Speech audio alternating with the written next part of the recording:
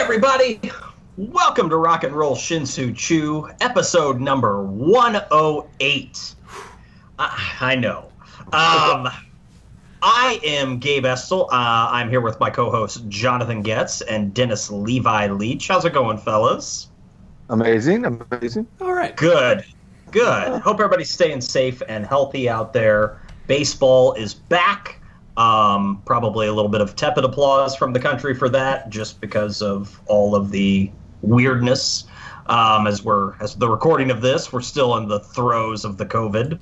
But I hope you and yours are staying safe out there. We are excited to continue, and we're really approaching the home stretch of this list of the 100 things we're grateful for in baseball and music. We started this series back in 2006, so we're on the home stretch. We've taken our time.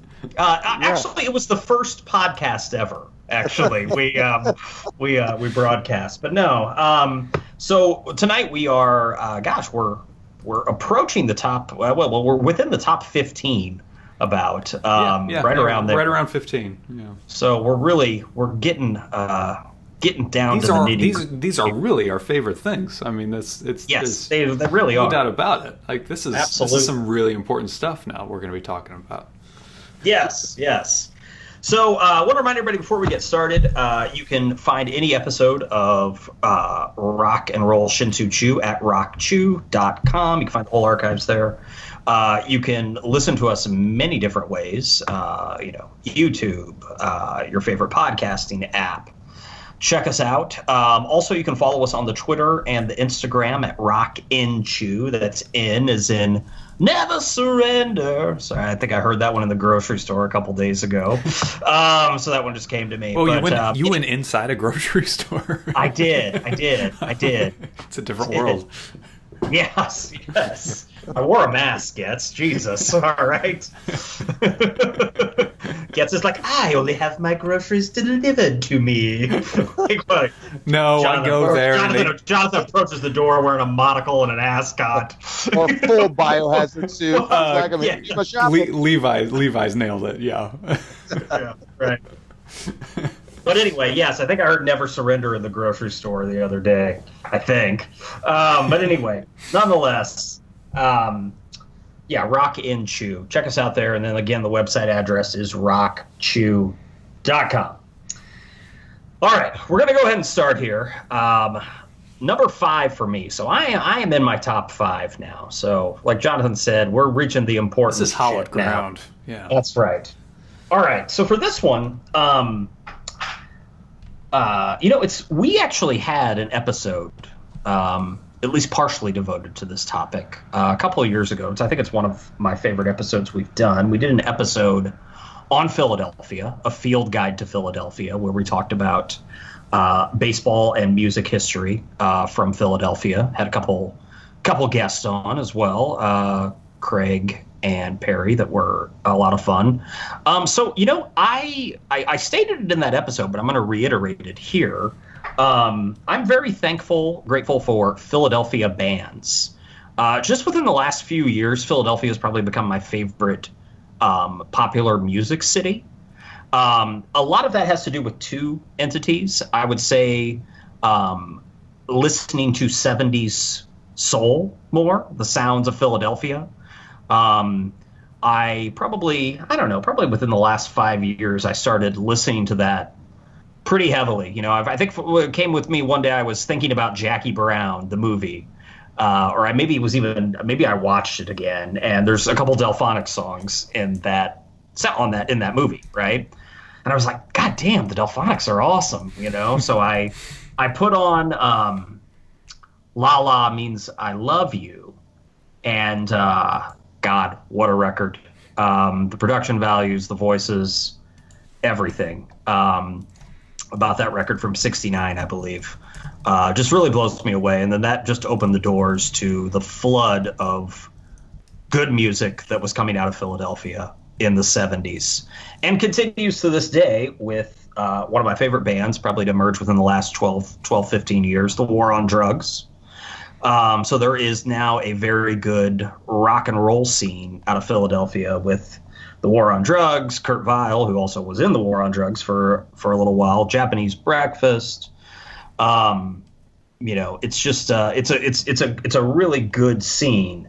So I'm really liking that. I've even got to experience a little bit of it when I got to see the War on Drugs about 2012 at the famous Philadelphia music club Johnny Brenda's. So that's up there on my concert list. Really small place, one of my favorite bands.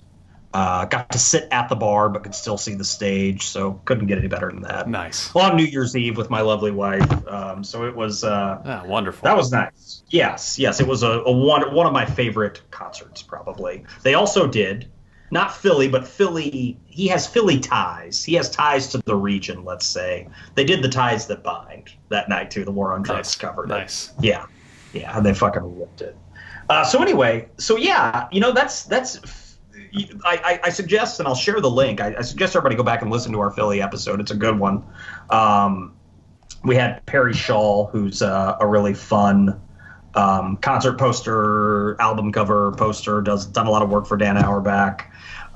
So yeah, really, really cool stuff there. But yeah, I'm grateful for Philadelphia. It's really, it kind of flies under the radar a bit for music cities. I guess if you're in the know and you're from Philly or the area, you're certainly aware of its history. But it's not, a New York, L.A., San Francisco, Detroit, Austin, or even Chicago for that matter, probably in terms of stature. But if you really know about Philly's music, it's that some great things have come out of that town and will continue to. So really, really good stuff coming out of Philly, and I'm particularly grateful for it. So yeah, that's fine. Yeah. The Philly episode is one of my favorites too, and because leading up to that, you're right. I mean, it was fun to research all of the current bands in Philly, and there's like you said, there's a lot of really great stuff coming out of Philly. Yeah. But one band in between all the current stuff and all that '70s stuff. It's one of the favorites of rock and roll Shin-Soo, Mara. Yes, Mara. Yes, Mara. Out of there. The Hall & Oates as well. So probably some of the widest array of talent across genres as well. So just a great town for popular music. Boyz II Men. Yeah, Boyz II Men as well. I love all that. So yeah, good stuff.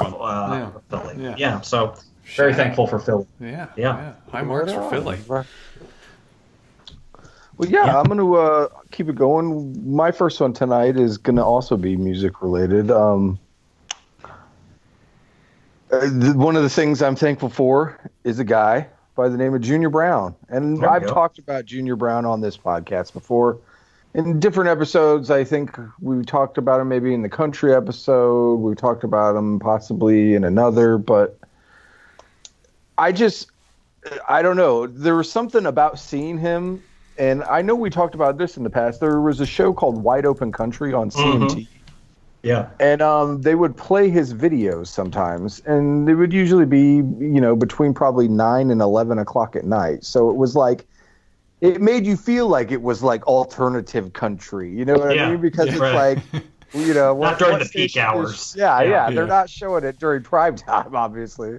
That was reserved for like hee-haw reruns or whatnot. But or country music that wasn't as good. Right.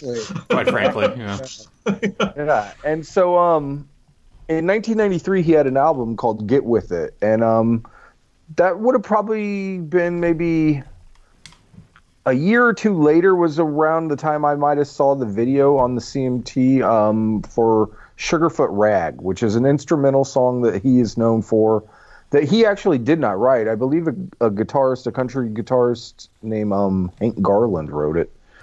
But he kind of made it his own thing. And I'll never forget, the video is one of those neat kind of like montagey videos where it's like him and the band playing, and then them putting their gear into a old looking 50s car and driving to a gig, and lots of montage clips and editing and stuff. Very 1994-95 video, you know what I mean? And so parts of it were in black and white, and I'll never forget the first time I saw him standing there in front of his creation that he created with a luthier by the name of Michael Stevens, and it's called the Get Steel. For those who've never heard or seen Junior Brown, it is basically a Telecaster guitar neck with a steel guitar also attached to it. And he puts it in a stand and he plays them standing up. Because I guess when he first started out, he did try to have a guitar strapped to him and try to play steel guitar and go back and forth. It just did not work. And so he was based out of Austin, Texas. And so he had met up with the guy named Michael Stevens, who was a luthier, who actually was pretty well known for building double neck instruments. He built Christopher Cross's double neck guitar, which won a Grammys, and Christopher Cross played it for over 10 years on all of his records.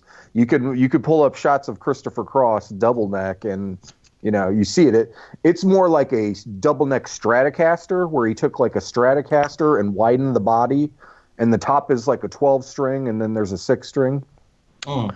And so they basically, Junior Brown had the idea, the concept, and so he got with this luthier and they created this.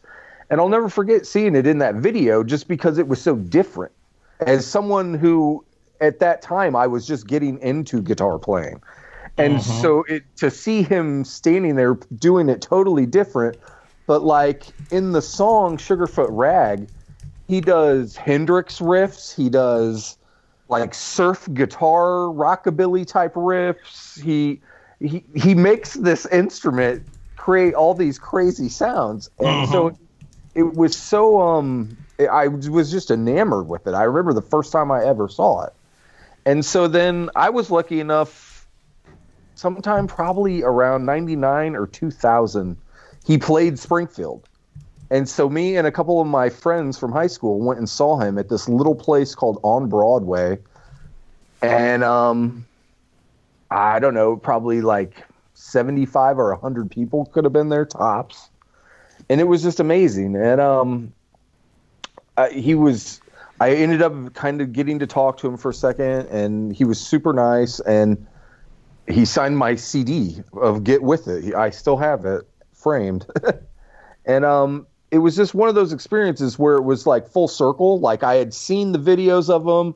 I'd always been enamored by him and had the CD, and then I finally got a chance to see him.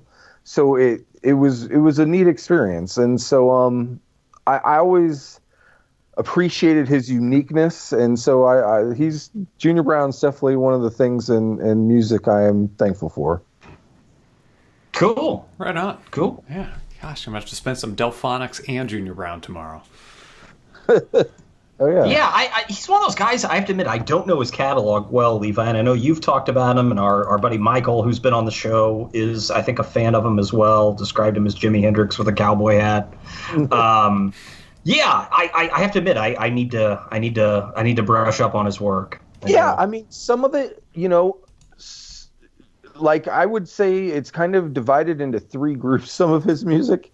And I'm not trying to simplify it by any means, but it's some of it is this guitar virtuoso type playing.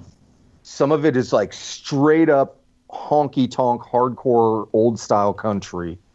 And then some of it is kind of that style, but with cornier, funny lyrics, I should say. You know what I mean? Okay. Yeah. Because one of his biggest hits was a song called "My Wife Thinks You're Dead." One of the main lines in the chorus is, "'Cause you're wanted by the police, and my wife thinks you're dead." That's so what I call. That's not country. That's funtry. FUNTRY. Right. So I mean, some of his songs are kind of tongue in cheek, funny like that. Sure. And But others, are just like I said, solid old style country, or a guy in a cowboy hat playing Hendrix style, which is awesome too. So yeah, I highly recommend everybody check out Junior Brown. He deserves all the downloads and the credit and everything he gets. Sweet. Right on. All right. Well, I'm going to shift it over to baseball then, and specifically collecting baseball cards between 1987 and 1992. This was one of my all-time favorite things. And so I was 7 years old when I started noticing my older brother's baseball card collection, as books were filled with like Jose Canseco and Don Mattingly and Eric Davis, among other dozens of other current and quote-unquote future stars. I'm looking at you, Greg Swindell. And at that age, my biggest hobby probably wasn't much more than like a secret stash of Alexander the Grape and Lemonheads boxes in my bedroom closet. So when I learned more about baseball cards from the easy purchasing, I could find the packs at the bottom of the candy aisle, directly below those Alexander the Grapes, to the peripherals of beautifully organized binders, to those promises of untold wealth. I was hooked. So, initially collecting is just simply about accumulating, right? If my mom was going to the grocery store, then that was an opportunity for me to tag along and just beg for a pack of cards before we left. But after a year or so, the collecting slowly started to take shape and become more strategic. And Wade Boggs became my first favorite player for reasons I'm not entirely sure, other than that he was absolutely raking at the time. And here's one of my favorite cards, Wade Boggs cards, 1988 Don Russ, and it's got the little MVP. For some reason, I love that little MVP, Team MVP logo. And so I started filling my pages with like every Wade Boggs I could find, right? And resulting in trade proposals with my brother and trips to go to the card shops in Springfield to get some pre-87 Wade Boggs cards.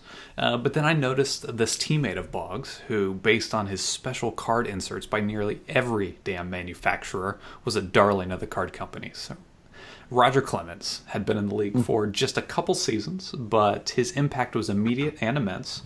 And his baseball cards were another level entirely. His rookie cards were already valued above $100 at the time, putting them well out of my price range. But his more easily attainable cards were stylistically fun, whether he was standing next to the strikeout sign printed on the Green Monster in 1990 Topps. 1990 Topps? Yeah. No, is that a 91 Topps, dude? Sure about that? It's 91. That looks like a 91. 90 Topps is like Frank Thomas rookie. Right, yeah. Sorry, 90 Topps aren't good-looking cards. No, we right, We got to keep you honest. Yeah. I appreciate that. I would have gotten so many emails, people tweeting at us. But then another one of my favorites is the 91 Fleer, where you got the artistic portrait treatment. Yeah. But then he was given an entire subset in 92 Fleer, and I got them all, right? And so my pages of Clemens cards accumulated so fast that he was quickly promoted to the front of my card binder at Head of Wade Boggs. And you guys know what I'm talking about. And so this brings me to the binder of cards, which in my opinion is, the heart and soul of most pure baseball card collectors. Each collector's binder gives us insight to the owner. For me, the front of the binder was an indication of hierarchy and personal preference. Clemens, then Boggs, then Greenwell, then Burks, all grouped by player, then ordered chronologically. But the back part of the binder was more of a linear storyline of my collecting. 87 Topps turned into 88 Don Russ, turned into 89 Upper Deck, and so on. You could see my preferences evolve and my tastes improve. Out with Jody Reed and in with Sandy Alomar Jr. Right. And, from this perspective, the baseball card binder could be interpreted as a conveniently disguised diary for 9-year-old boys. And, while we would never be caught dead writing in a diary in the living room in front of our parents or sisters, we wouldn't hesitate getting out our binder, slowly flipping through its pages, carefully ruminating upon, adding to, subtracting from, and reorganizing what at that point was essentially our life, the baseball cards. Nice. Good stuff, man. Yeah, that was an eloquent presentation of Thank you. Of cards and their placement in our lives. and our binders. Yeah, man, I'm with you. Front page for me was usually Bo Jackson. He was up there for a while. Then, Fisk, got Canseco, Fisk played for so maybe long. Strawberry. Did you collect much vintage Fisk? I have his All-Star rookie. Oh, nice. I have that one. Nice. Yeah. It's the one with the little cup, from Sure. 70, maybe? Yeah. Yeah, something like that. So I've got that one. That's kind of my prize. Sure. I've got, I don't have any other. I think that's the only Red Sox card I have of him. Mm-hmm. I think he came to the White Sox in 80, I think, yeah. something like that. So yeah, the rest though, I've got most. I'd say I probably got all or nearly all of at least his Topps White Sox cards. Yeah. Because 93 was his last year. So yeah, which is right around the time I kind of sort of started. I was baseball cards. I wasn't collecting much of them in '93. That was kind of when my it started to drop off a little bit. So yeah, I've got most of his, but yeah, man, you're right. The binder was so crucial. I took it everywhere. I took it. Right. Hell, I take the thing to the bathroom. I mean. Every time, we go to Springfield, just if it was just to go to Kohl's and followed by Olive Garden or something. Yeah, I'd have the book with me all the time. Do you still have it? I take it in the restaurant. Yep. Oh yeah. Still got it. Good. Yep. Yeah, me too. Yep. Levi, I assume you still have yours. I don't have my original binder. I don't think, because I want to say one of my original binders was just maybe like a normal 1-inch type binder. Yeah. But it had the Cubs logo on the front. Ooh, so I kept it for years because it was professional. I don't know if we got it at Wrigley Field. Wow. Maybe it was a giveaway or something, but it was a professionally screen printed Cubs logo on a binder. Wow. And so I had that for years. And usually, Sandberg, Grace, they were always at the front. Dawson. Mm-hmm. I'll never forget, I traded. Worst trade ever, but best trade ever. I traded because now it's obviously neither card is worth anything really now, but I traded an 85 Olympic Team McGuire rookie card for the 87 Dawson MVP card. Oh, what you got the Dawson? Yeah. Oh, that's an awful trade. Yeah. No, it's awful. Yeah. No. Well, you know what? It had more value because of the player. Right. I mean, that was the thing. I was like, it's fucking Andre Dawson, and he was the MVP on the last place. Levi team. was trading with his heart, not with his head. I was. Right. Yeah. Absolutely. I had someone I traded with. I knew he liked the Cardinals, so I'd always push the Cardinals players in trades to get his better cards. I got all these Jack Clarks. Yeah, I feel like I always had the upper hand. I kind of read Beckett more than him. I'm not going to mention the name or anything like that in case he's embarrassing. But yeah, I feel like I always was I was always had my finger on the pulse of the rookies. Kind of Tatsuya's going to be huge, man. Believe me, you want all these. Right. So I know what you mean. And also probably some people maybe took advantage of me like that with White Sox, possibly. I don't know. Yeah, what goes around comes around. Think the most beautiful poetic justice of it is all of McGuire's rookie cards tanked to where to where now it's not worth anything really. You know what I mean? Each card's worth $1 or whatever. Yeah. Yep. Good times. Cool.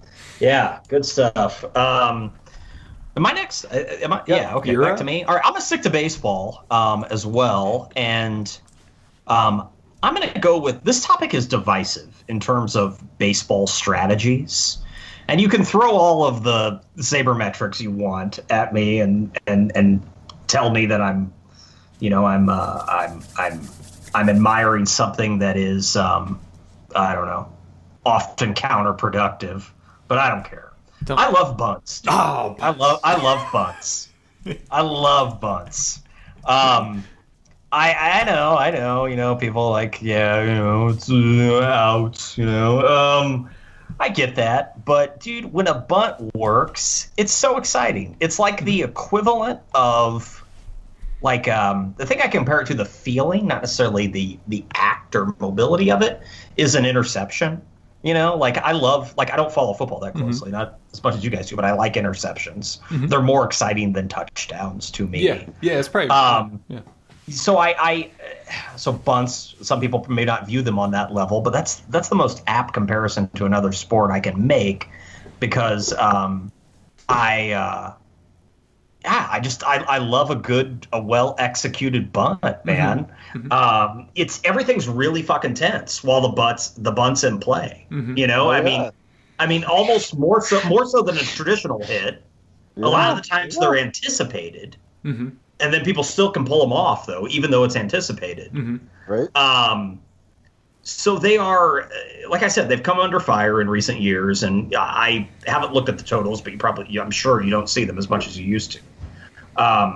But yeah, man, I've always had a soft spot for bunts. Anybody that can lay one down, I love. One of my favorite. I wanted to look up, like, okay, who are baseball's like best bunters ever, right? I thought in my mind, my memory served me correctly. Growing up, I always remembered, I thought Brett Butler was a really good bunter, right? He certainly is the type, you know, he's like your speedy center fielder. Brett Butler also had braces later in life. Do you guys remember that? Yeah. He did. Yeah, a lot of B's here. Brett Butler bunts. With braces. Yeah. Kind of reminds me of in Magnolia when William H. Macy is getting braces later on because he's got a crush on that bartender. Right? I thought when you saw that movie in the theater, you know, 20 years ago or so, I immediately thought of Brett Butler. Like, yeah, Brett Butler like got braces like after he was 30 something. You know. Anyway, Dodgers must have had a good dental plan or something. But anyway, so yeah, and I looked it up, and Brett Butler was a well-known bunter. All right, so I was right. My memory from my youth served me correctly there. So before I even looked it up, I got that one right. Another one, a guy that I've talked about on this podcast before, how I think he's criminally underrated player. Juan Pierre was a good bunter. He was also, though, like a lot of bunters, it's kind of like stealing bases, right? I mean, most of the time, the guy who leads the league in steals, you know, obviously he tries to steal a lot. Yeah. So he gets thrown out some too, right? So he might be up there on the list of stolen bases, but also, you know, up there on the list of, you know, caught stealing as well, right? It's going to be the same way with bunts. You know, it's going to be the stats are going to play out similarly. So when I looked at, you know, I was looking at like some SB Nation sites. You know, there have been articles about it. I was looking, you know, and it's like, yeah, a lot of the guys appear on both lists. You know, executing the bunts well, and then also, you know, not executing the bunts well. Like, I think Pierre was like one season he was like the best bunter. The next season he was like the worst bunter. If you're looking at percentages, you know, it's weird. It's a weird stat as well.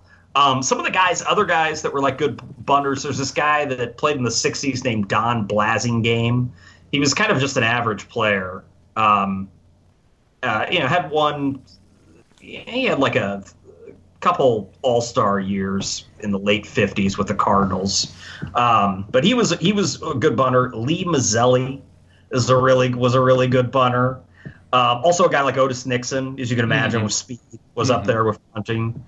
And then also a more recent guy that I was kind of wondering what happened to him. You guys remember Niger Morgan that played for the Pirates? Nationals? Yeah, Pirates and the Nationals. Maybe Brewers too. Yeah. He was a pretty good bunter as well. Or he bunted a lot, I should say. And he also, like, I didn't know that guy. That guy played, like, junior hockey in Ontario. Did you know that? Yeah. Niger Morgan did? Yeah. Anyway, Wikipedia. Thank you. So there's a lot in the articles about Juan Pierre. Another speedy guy, Willie Tavares. I mean, the list is pretty kind of predictable. You know, I mean, there's a lot of the guys that were your speedy center fielder, middle infielder types, usually center fielders that bunted a lot. Brett Butler for the most bases empty bunts in a single season. He's got bases empty bunts with braces. Yes, exactly, dude. Yeah, he's got the best ever. He's got he owns number 1, number 3, number 13, number 14, and number 18 of number 27 too. So of the top 30, he's got 5 of the best buntings, the best seasons ever. Man. And Pierre's on that list quite a few times as well. So yeah, and then a cat that didn't really play the Marlins and Cubs, and who did he go to after the Cubs? He played for a lot of people. He played for the White Sox for a little bit. Juan Pierre modeled some uniforms, but he was always, in my opinion, a very underrated player. I always liked him on the Cubs. I thought he played for the Rockies. Hits, doesn't he? Yeah. But just he got shipped around a lot. And he, which, also means, you have value too. Obviously, teams want your services. Doesn't matter if you're, wearing a different uniform every other year. Yeah. But yeah, he was like a 295 hitter. Mm-hmm. 343 on base percentage. So, pretty good there, and pretty good postseason player too. So yeah, Cubs, Dodgers, Pirates, or no, not Pirates. I'm sorry. Rockies. Started off with the Rockies, then went to Florida. He was on that Florida team that beat the Cubs. Then he went to the Cubs a couple of years after that. Dodgers, White Sox, Phillies, and then ended his career with the Marlins again. So going home again. 3-time stolen base leader. That's who I'm going to get him on the show. I want to get him. I want to get JP on the show. So yes. So in summation, I love bunts. I know from a strategy perspective they are divisive. Most people would even say bad. But I don't care. They get me excited. They make the game more fun. Bunts. Right on. Yeah, dude. I would always be bunts make me sweat a little bit because in Little League when you were asked to bunt, it was so critical that you got it down. Tim Hury was not gonna put up with that shit if you didn't lay down the bunt. And so there was a lot of pressure. You would step out of the box, you would get the sign, and you would see bunt, and you're like, bunt. You're like, it's hard to bunt. It really is. And I don't like the ball coming straight at me, and because I was afraid to be hit anyway, and then it could hit your fingers, and that would hurt even more. But when you laid one down, and even if you were thrown out, if you advanced the runner, man, that was something to be proud of, no doubt. It was. Yeah, absolutely. Because, I was probably going to strike out anyway, so might as well make myself useful. Right. Dude, Pierre in 07, 19 bunts that he made into hits. Successful, wow. Successful, 19. Yeah. That's a lot, dude. Yeah.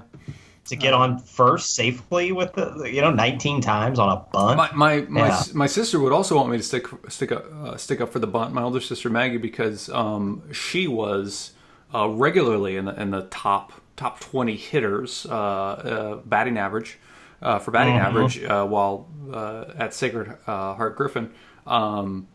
She was a notorious drag bunter. She was left-handed, so that means she could. For the people that don't know, when you drag bunt, that means that you're bunting while basically running, with a foot out of the box towards first base, and you can do that as a left-hander, and so she mastered the art of drag bunting. Nice, good deal. I like a drag bunt too. Last thing about bunts here. There was in 03, Roberto Hernandez for the A's got a walk-off bunt, or had a walk-off bunt in the ALDS Game 1. So a playoff bunt to win a game. Wow. I didn't know that. 12th inning, bases loaded against the Red Sox. Wow. And the bunt worked. What year was that? 03. Yeah. Would have been like prime Moneyball era. And that was the year that the Red Sox lost to the Yankees in the ALCS, year before they finally won the World Series.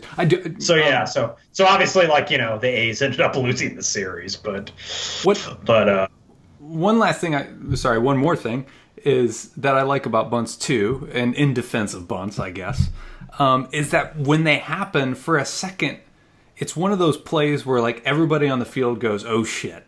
And no matter how much you train for bunts, there seems to be a certain level of uncertainty on the part of the fielders about what to do, because you don't know who's going to get it. You don't know the angle to take. If it's going to take a weird hop, you're going to have to barehand it. You're going to have to throw to first and not throw wild. And that's what, to your point, Gabe, that's really what makes it exciting. But it's interesting to think that it's just one of those little things that throws a cog into the machinery of these fine-tuned and finely trained athletes. Right, and, absolutely. It just throws them off their game. Yeah, and I love seeing that. I love seeing that. So it's great. Sorry, I said the last thing about bunting a minute ago, but I'm so excited. It's all bunts from here on out. Yeah. I looked it up. Generally speaking, like in recent couple of years, at least last year, Colton Wong is considered one of baseball's best bunters, which I guess makes sense from, his position, his physique, etc. So that wasn't a shock to me, but last year he was baseball's best bunter. So anyway, that's all right. I even got a few of them bunts off against the Cubs, Levi. Well, this actually transitions to mine. I'm going to talk about someone who I've obviously talked about before on this podcast in various different ways, but a man who appreciated the bunt, and he appreciated it so much that he even talked about it in his Hall of Fame induction speech. And that man is Ryne Sandberg. And so, I've talked about it before. He was like one of my first childhood heroes as a sports figure. And he's the reason I always wanted 23, whether it was like baseball or basketball or soccer. It was like, oh, I want to be number 23. And they're like, there are 12 kids on the team, kid. Like, we have 1 through 12. Like, you know what I mean? Yeah, not a lot of double digits in Little League. So, yeah, I did not get 23 a lot. I didn't. But, talking about the bunting thing, he talks about that in his Hall of Fame speech, which is great. It's about 20 minutes long. You can pull it up on YouTube and watch it. And about how when he was brought up in baseball, he started out with the Philly organization, who basically traded him like right before he was becoming, a major leaguer. Sure. And so he was just talking about, he was brought up to where it wasn't good enough to be able to just hit a home run. You had to know how to be able to bunt and advance a runner. And you used to have to know how to field your position. And he talks about a lot of things that have kind of gone by the wayside. Whereas, there's a lot of people who are just paid to hit home runs nowadays. Sure. And, they don't know the fine arts of moving base runners along, or the different aspects of the game that aren't as prominent nowadays as they were back when players, from the 50s all the way through to, the 80s and 90s. But one of the things that I always was drawn to him about was he was like always one of those really quiet superstars. Oh, he was always the superstar of the Cubs. Like, if you look, like every year he was on the Cubs, he would literally be probably considered the star of the team. Yeah, he was the face of the organization for 10 years. But he was like not super outgoing in the fact that like he didn't give tons of interviews. No, he let his playing do the talking. He was like era. He was the Eddie Van Halen of baseball during that time. Eddie, not a big interviewer either. Anyway, he just literally he would let his baseball do the talking, and it was he always earned my respect because of that. You know what I mean? He just showed up, worked every day. Oh yeah. Put it all on the field, and then came back and did it the next day. And In 1992, he was awarded a contract of $7.1 million a year for 4 years, which in 1992, that was the largest contract ever. Mm-hmm. And so what's interesting is the contract... So he was making $7 million a year. Is that what you're saying? Not $7 million over those 4 years. No, 7.1 annually times 4. Okay, got it. So nearly a $30 million contract, right? Okay. The deal that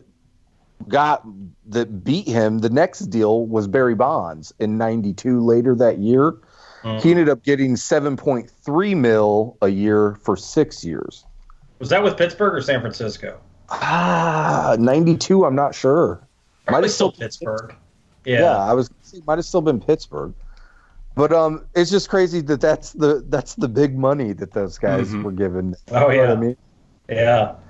I always liked Rhino too, man. Even though I, rooted for the team across town, he would be a hard player not to like, Well, and the same thing with he kind of pulled the Jordan. He retired early. Not a lot of people remember that. He retired in 94 when he was only 34 years old.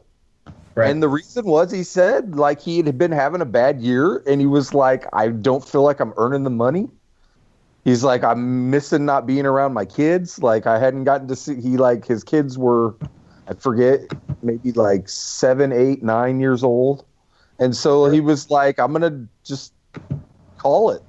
And so, in an emotional press conference, he retires at 34.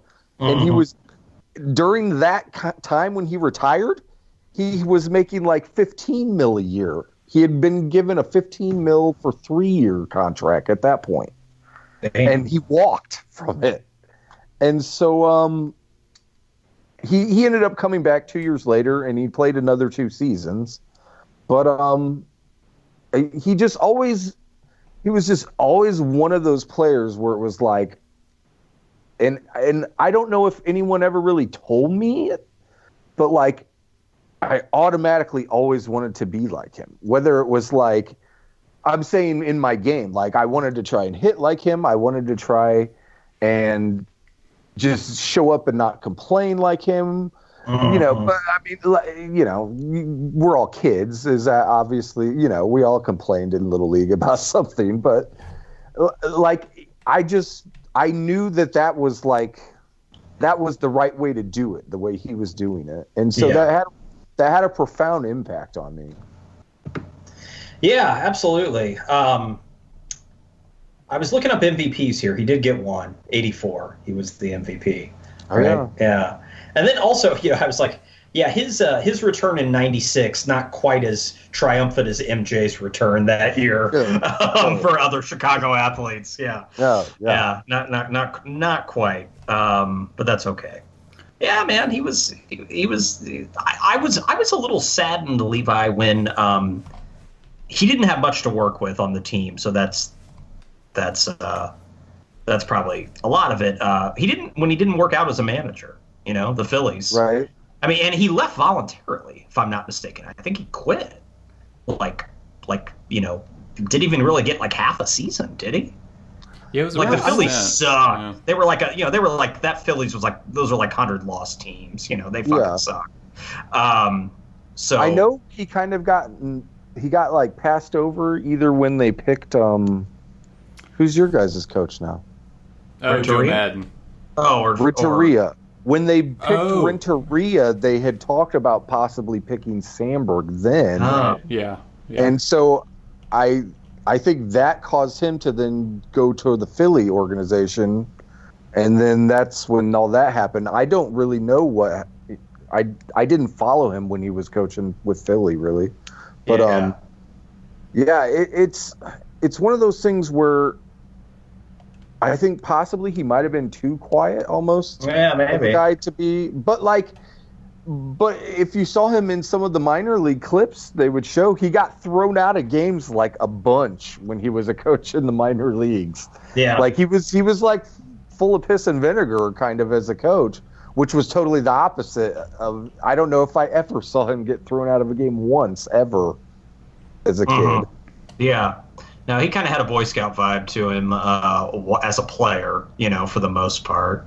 Well, and not for a Boy Scout, all but intents purposes, like, I've read a lot about other players. One of my other favorite players was Ripken. And so Ripken had that wholesome vibe too, but you can kind of like dig in, find some stories where like Ripken was like harassing rookies and like I've read about him recently. He doesn't come off as that. Yeah, he doesn't really come off as favorably as he used to. And so I've tried to dig around. You can't find anything on Ryan Sandberg except that it's like he was totally genuine and that's who he was. Like he was kind of quiet. He showed up every day and he talks about something he talks about it in his Hall of Fame speech. He struggled a lot, like whether it was sometimes with fielding or hitting, whereas we may not have seen it as fans, but like he was saying that he was going in like first one at the stadium, last one to leave, like working on his fielding, working on his hitting. He says that baseball was not easy to him. Like it didn't come purely easy to him like it does some people. So that was interesting because as a kid, you don't ever really get any of that behind the scenes, or at least we didn't in that era. There was no Instagram or anything, Sure. I would barely get a little bit of Cubs news on This Week in Baseball, and that was about it. And I saw Levi, like, I knew he was in the Phillies organization, but I have to admit I didn't know he played any games with the Phillies. He only played, looks like, about a dozen games with the Phillies in 81. Yeah. I have to admit I didn't know. And so what was I didn't know if he ever made it to the big leagues with the Phillies, but he did anyway. Dallas Green left the Phillies organization and then went to become the GM of the Cubs. And so basically he put together a trade. I forgot who it was. Larry Boa, I think, came Larry Boa, yeah. And so in the trade, it was like, oh yeah, I have to have that Sandberg kid too. Like Sandberg was like a player to be named later. 20th round draft pick, yeah. Well, Cubs got the best of that deal. Yeah. So and Sandberg is just ahead of Ernie Banks in career WAR, and just behind Carlton Fisk, the aforementioned. When he retired, he led the second baseman with most home runs and everything, but I think that's gone now. But sure. Yeah. There's not of the the bulk of his best years in the 80s and then early 90s, even up until about 93 or so. He was still kicking ass. Not really not much competition at second base around the league for like the who's the second best second baseman of his era. I'm kind of stumped. Like Steve Sachs or something, I don't know. Robbie Alomar maybe a little later, I wonder. He didn't have any competition. Like he owned second base during his time. For sure, yeah. Yeah. So I can't think of anybody. I mean, maybe there's somebody really obvious I'm overlooking, but nobody else comes to mind of second baseman who kicked ass from 84 to 93. Yeah, literally as a kid, I remember every All-Star game. It was Ozzie Smith at short and Ryan Sandberg at second. Oh yeah. It was like it didn't matter what year it was. That was you knew who was playing shortstop at second. I'll have to go back and look at the American League All-Star teams to see who played second base. That might give a little bit of an indication of who was hot, in the AL. But I can't think of anybody offhand. Or if there is, there's a big gap between Sandberg and Steve Sachs. Those were the two second basemen in the 86 All-Star game.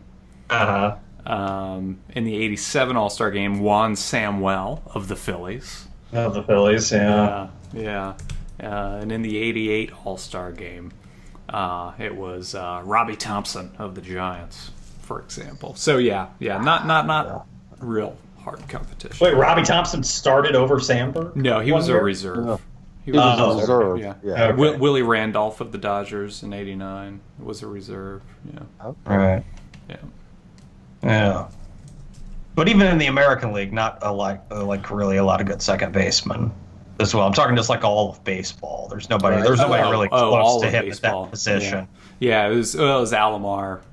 Definitely giving him a run for his money in the '90s. Right. But in the 80s, Julio Franco played opposite, Paul Molitor in 88, and then in 87, Willie Randolph. Did Molitor always play second base? No, he played third base too. That's what I thought. That's what I thought. Yeah. Lou well, Whitaker. and then like on the Twins, did he play some outfield? No. Maybe I'm thinking of something else. Maybe. I don't know. Molitor played for the Blue Jays for a little while too. Yeah, won a World Series. Right. Yeah. Good stuff. Yeah. Cool. Rhino. All right. Last Sandberg fun fact. His last game was September 21st, 1997. Also the last game Harry Carey ever broadcast at Wrigley Field. Oh. Kind of fitting. Romantic. Yeah. Nice. All right. Well, I'm going to take us back to 1993. And, it was September 93. I was still very much a music novice. I had latched on to Pearl Jam and Temple of the Dog and Soundgarden. But my musical knowledge and tastes were seriously undeveloped. And this is forgivable for a 13-year-old raised on his parents' preference for light rock and his brother's preference for mostly hair metal at the time. And fortunately, in the early 90s, MTV was still interested in showcasing A, music, and B, artists who put personal care and thought into their music. So when the Video Music Awards were set for a school night in September 93, my friends and I made an appointment viewing. Gabe, I'm not sure you were there. Our consensus favorite band, Pearl Jam, was up for several awards for the video for Jeremy from 92, and more importantly was slated to perform.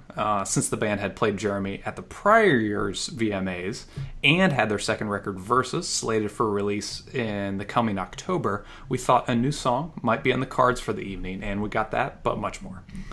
So Pearl Jam debuted Animal that night, and that is, it was a debut for those less than fortunate like us who hadn't seen them play it on tour earlier in the year. In listening back to it, the TV audio mix was awful. Eddie's vocals are barely audible for the first verse, and Mike's guitar is practically muted for the entirety of the performance. Regardless, it was a barn-burning 2.5 minutes and well worth the wait.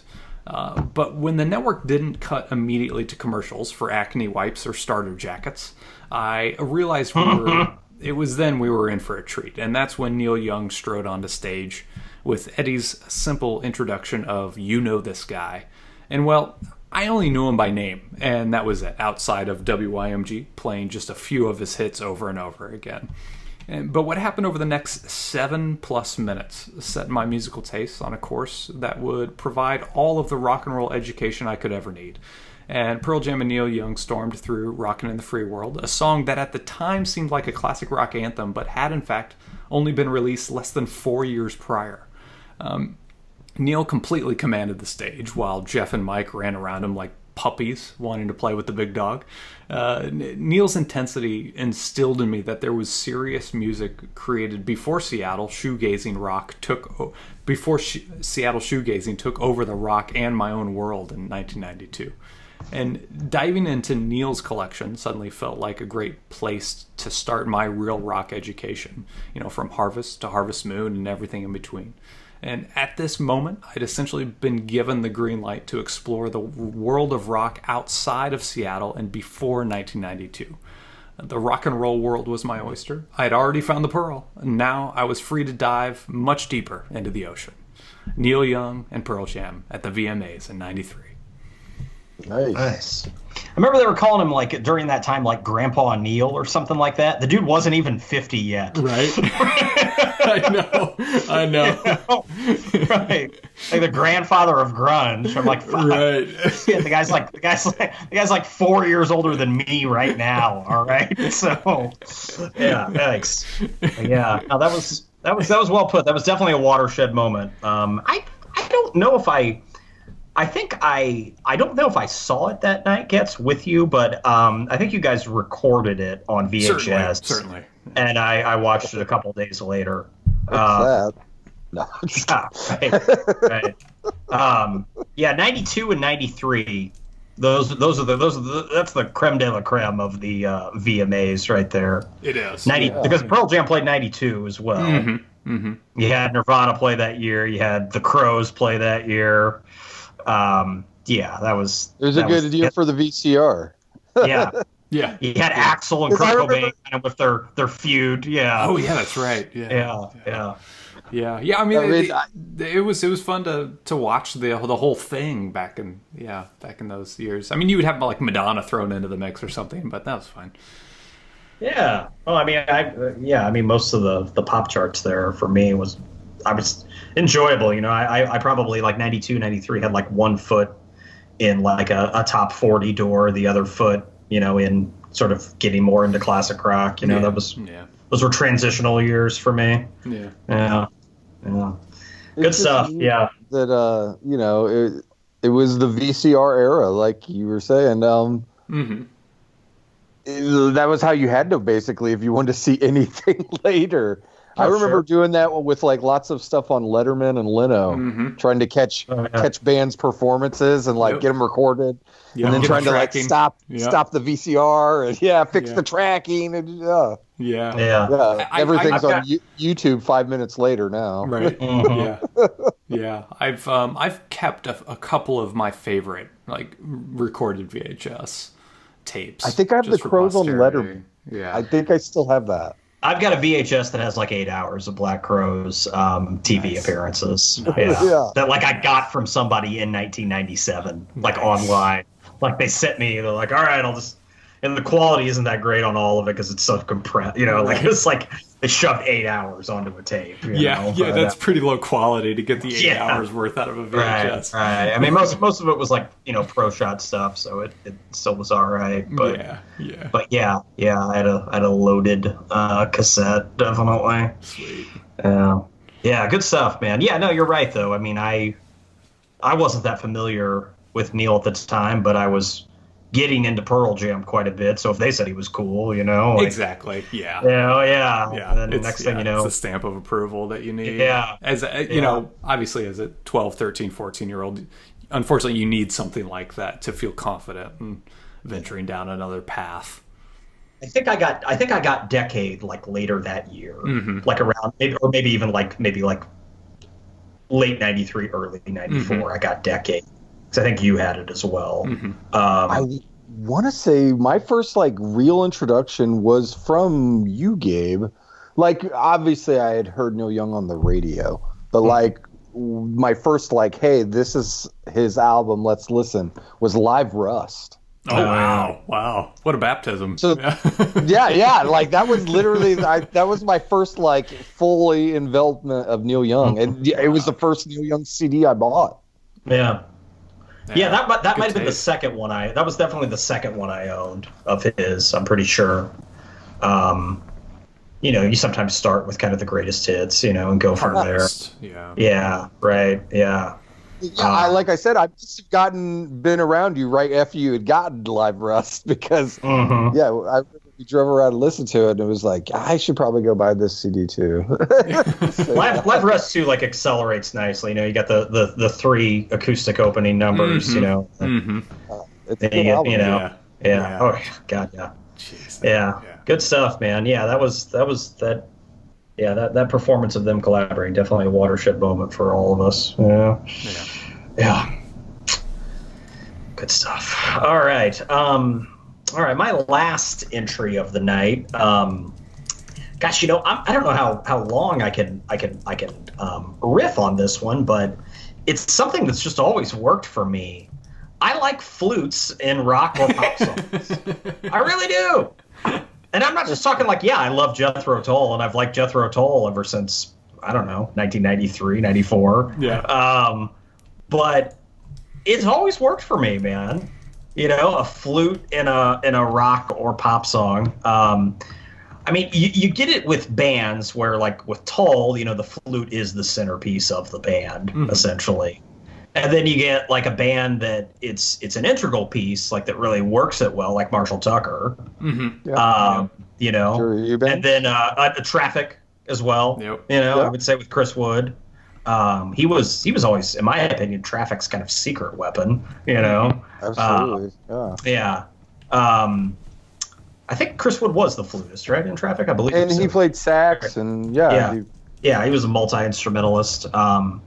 You know, it's also, you know, it's worked well in hip hop as well, like some of the like sampling, you know, like the Beastie Boys sample a lot of flute stuff from the 70s. Probably one of my favorite rap songs of all time is "Know the Ledge" by Eric B. and Rakim, which is on the Juice soundtrack, which I think we discussed in our soundtracks episode. One of them, go back and listen to that if you haven't. It's sampled really well in that, and then a lot of, I guess I should say, like a lot of the 80s and early 90s rap would sample it. You're not going to hear it in hip hop today really all that much, to my knowledge at least. But yeah, it was well used then, almost like a lot of like the Curtis Mayfield type stuff when they were sampling some of his work. You know, he's got a lot of flute in his stuff, and obviously it's integral to jazz, to a lot of really good jazz performances as well. So yeah, man, I have to admit, like, I don't put on like flute concertos, you know, that often or anything like that. You know, I don't listen to the flute like as an exclusive or instrument, you know, in terms of, or the flute in isolation.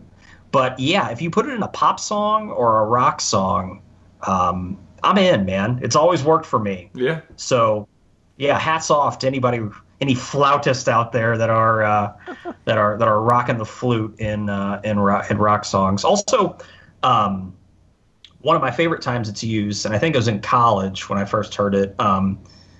You guys have heard that. Well, it was basically the people that played that Foamfoot show. That's okay. Chris and Mark and Gary Loris from the Jayhawks, and the cat there that was on congas that night named Eric Bobo plays the flute, and I want to say obviously some of it's sampled, but I think he played flute on some of the Beastie Boys songs, and then also he played with Cypress Hill as well. I don't know about the flute, but he's a percussionist, but also plays the flute. Yeah, I want to say I saw him play percussion with somebody before, like somebody from the Dead family, like either like Phil and Friends or Bob or somebody. I don't know how much he gets around now. Maybe not. But yeah, maybe. I mean, it could be him, you know. But that album, it's like an EP that those guys recorded as Sweet Pickle Salad. Mm-hmm. Yeah. You know what I'm talking about, right? That's got some killer flute in it. I mean, it's ripped right out of the 70s, with Eric Bobo playing it. So yeah, good stuff. So always down for a flute. Yeah. On my behind that. Yeah. The rock flute. So anybody I'm missing, you know? I mean, like Tall, Traffic, Marshall Tucker. Yeah. The Marshall Tucker flute is, I think, one of the preeminent flutes in rock for sure. Was that Jerry Eubanks? I think. Yeah. Playing the flute. Yep. Yeah. Yeah, he was awesome too. I mean, he was their Chris Wood, you know, like he was on percussion too. So yeah. Right on, good one, man. Yeah, mine isn't one, obviously, that we're going to probably talk a ton about either, but I think all of us have, because we were all there possibly one of the times. But one of the things I'm most grateful for is the ability that I got to meet Warren Haynes. It sounds simple, but, you know, sometimes when you meet people that you look up to, that you've listened to their music for so long, that you get so attached to them or the idea of them that sometimes when you meet them, it can ruin that. And this was obviously one of those cases where that did not happen. Like, Warren Haynes is 100 times cooler than I could have ever even imagined. In my head, I thought he was going to be super cool and nice, but the couple of times I've gotten to meet him and talk to him, he was super nice. And so it was just super reassuring. And, you know, some things with the world are still right, and it's that Warren Haynes is an awesome person. And so you guys both got to meet him as well, right? You've had like experience with him? Yeah, briefly. I mean, I didn't really get to rap with it that we long, didn't we didn't drink beers or nothing, but yeah. Right, yeah. Yeah, no, I mean, from what I read too, he's just kind of rock Southern gentleman, you know. I mean, pretty easy he's going. just not, easygoing, not a shit talker, you know. Just really seems like he's like he seems like a good soul. I've never read anything bad about the guy, you know. So right, yeah. The one time in Peoria was before the show. He was just like standing basically at the side of the stage just talking to people. Oh, really? Just looking for some real Peoria people, man. I guess, yeah.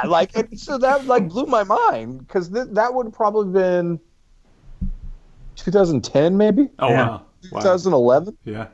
Yeah, and he's just like hanging out. And so he got done talking to somebody and he was standing there. So I just walked over and was like, hey, man, you know, been a long time since I last saw you, because I told him about how I had gotten to see him with Alan at Mississippi Nights a couple times, and he was like, "Oh, I remember that place," you know, like, yeah. And so it was just, he was so nice and so down to earth. It was good.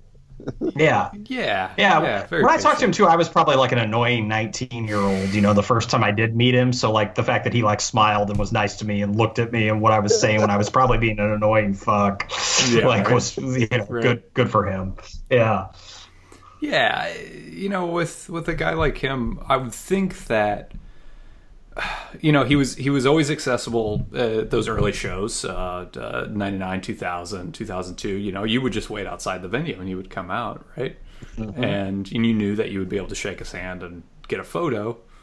And then, you know, he realizes that everybody's going to be cool. So, you know, later in his career, 2010, he can go stand side stage if he at a I mean, it was a little Peoria riverfront venue that probably held a couple thousand people. Yeah, it's not a problem, and then you get to enjoy your time out there on the road. And the dude spends more time on the road than most, and so I you know, we're just guessing, but I'm guessing that he's been able to enjoy himself out there for as long as he's been doing it.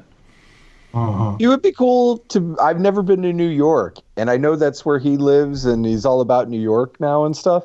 I would love to like go on a tour of New York with Warren Haynes. That would be like, in that element. That would be a really cool like YouTube video. Somebody should do that if they have it. Yeah, so, like somebody have Warren Haynes take you around New York. It would be good. He knows where to get the best corned beef in New York. You know, right? I can dig it. Yeah. I vouch for Warren. God bless Warren. Absolutely. All right. Well, I'm going to close it up here. And this actually segues into mine as well. And one of my favorite things that I'm grateful for with music is how it can transport us back. And I have this theory that for 90% of music lovers, you know, the albums we hold closest to our hearts were released during our most emotionally vulnerable times. And this is why nearly all of us can fire off lists of favorite albums from that we first heard between the ages of like 15 and 18 specifically. You know, those albums made an impression on us and were there for us quite literally on repeat, you know. You know, if I'm listening to the Black Crowes' Three Snakes and One Charm or Pearl Jam's No Code from 1996, when I was 16, I can smell the hot dashboard in my 1990 Pontiac Sunbird. You know, if I'm listening to Government Mule's debut record, I can still smell the rain that gave me the day off of work to make a trek into Best Buy to purchase it. If I'm listening to the Grant Lee Phillips Mobilize record from 2001, I can feel Iowa's September heat in my dorm room, you know, or maybe most significantly, when listening to Charles Mingus's I'm taken back to the week of my wedding when I played the album on a loop in my car while making trips to the airport retrieving friends and family. So I find these feelings both fascinating and precious simultaneously. I consider it a near miracle we can make these connections at all, though I know there are scientific and biological explanations. But I also don't want to let go of them. So I'll intentionally withhold listening to some records that are rooted in these memories, just so I can more carefully go back to the well to feel those feelings again when I especially need them, because I know those memories can be too easily overwritten by today's omnipresent anxieties that were either absent or easily forgotten when the music made its initial impression. And so, you know, artists and records can also transport me to more general feelings. I especially love the sound of the aforementioned War on Drugs in the autumn, for example, or Thelonious Monk on Sunday mornings, or the Allman Brothers Band while road tripping. And for me, these are like peanut butter and jelly pairings. They just go together. And this gives music another dimension, both in the moment and across all moments. It's transcendent like that. And you never know when connections will be made. But when they are, you're reminded why music is so damn special in the first place. And it makes me hunger to plant more seeds every day, finding new artists and sounds that I can latch onto, hoping that someday, 5 or 10 years from now, I'll hear those sounds again and be transported back to a time, like even today, where anxieties are aplenty. But they will have since been choked out by the more beautiful moments that were, at the time, just hiding in plain sight. There you go, buddy. Well, that's a good period at the end of that sentence, bud. It's a good place to stop. So there you go. Nice work. Old Getz spitting out good prose tonight. Throwing it out there. Yeah, good stuff. Well, hey everybody, thanks for hanging with us for another episode. The penultimate our next one, of our countdown. The next one will bring it to closure. yes. So be prepared for big things. Thanks. Yeah, check out rockchew.com. Follow us on social media: Facebook, Twitter, Instagram at RockInChew. And hope everybody stays safe and healthy, and tell all your friends about us, and we'll see you next time. Have a good night. Peace.